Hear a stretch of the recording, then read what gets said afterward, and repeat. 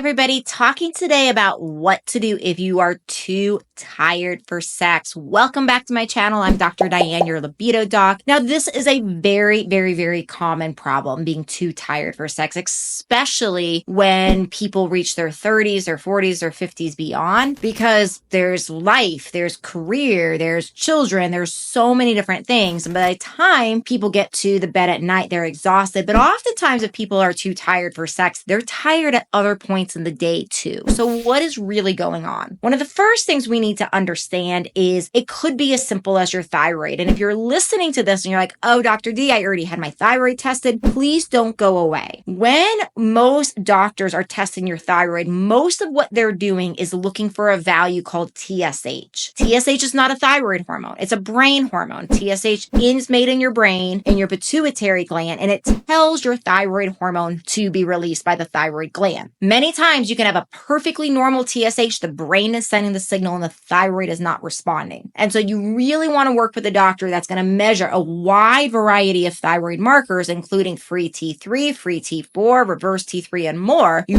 really want to work with somebody that is going to order all of these things so you can actually determine if thyroid disease is part of the reason why you are too tired for sex. So that's one. Two, another thing that can happen after long-term stress, and this can be physical stress, can be just like the busyness of life, it can be emotional stress, it can be mental stress. Any long-term stress can cause your adrenal glands, your glands that secrete the stress hormone cortisol, to become dysfunctional. So what tends to happen in this scenario is your cortisol, which is your stress hormone output after long periods of time, goes down. Our body makes up for that by secreting adrenaline. So in this situation, you can have this scenario where you feel wired but tired, where it's like, I'm exhausted, but I can't take a nap.